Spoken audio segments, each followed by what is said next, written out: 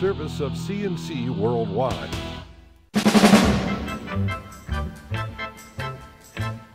CNC Podcasts are a service of CNC Worldwide and brought to you by the Greece Chamber of Commerce, providing more than 800 member companies with business solutions since 1984. Governor Cuomo ordered big trucks off the thruway from Rome to Batavia and off I-390 from Rochester south to Avoca until 6 Thursday morning as snow continued to fall. Snow brought down a power line and knocked out RG&E service to more than 1,600 customers in Pittsford and Fairport Wednesday evening. Travel was difficult all through the night. The storm should ease off later in the day Thursday.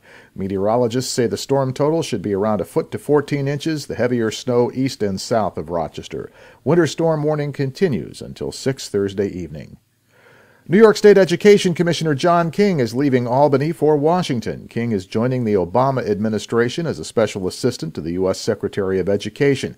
King's been a vocal supporter of the Common Core curriculum, also a focus for President Obama.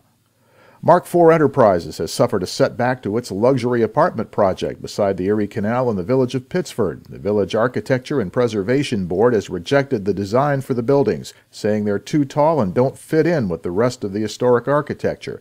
The project, which includes 167 high-end apartments and a restaurant at 75 Monroe Avenue, is already underway. Mark IV has the special use permits from the Village Board and approval from the Planning and Zoning Board, but it also needed approval from the Preservation Board under village law. The board voted 3-2 against the project, which is being developed on the former Monaco Oil brownfield site at the edge of the village. Mark IV has not yet said what it plans to do. Monroe County Executive Maggie Brooks says the Blue Angels will be a star attraction at next spring's Rochester International Air Show. The U.S. Navy Precision Flight Team has been in Monroe County 5 times since 1989, most recently at the 2011 Air Show.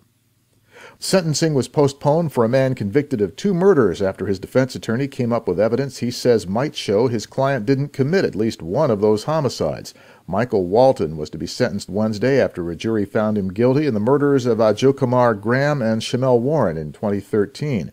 Then defense attorney David Morabito turned in a .40 caliber pistol. He says it was given to him by a woman who claimed it was the weapon used in the Warren murder and that Walton was not the trigger man.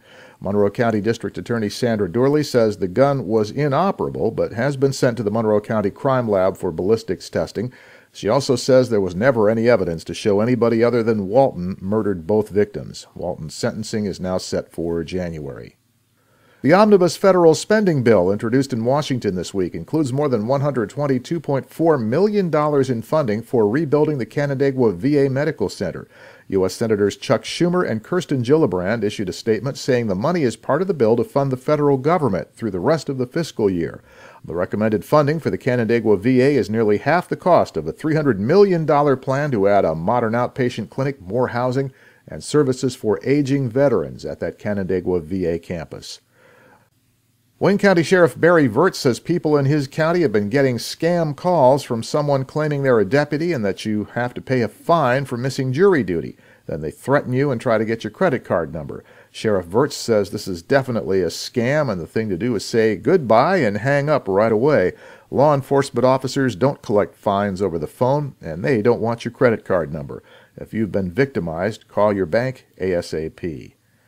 Genesee Brewing has unveiled a 2-story tall Christmas tree made out of a pyramid of 300 beer kegs. They'll be lighting it on the 18th and holding a tasting to introduce their special Christmas brew. The keg tree took 300 half barrels to build outside the Genesee Brewhouse on Cataract Street, and it took about a week to build and wire it. Your next CNC podcast is whenever you click on one of these pages and catch one, and we post updates as necessary. I'm Bud Lowell, CNC News.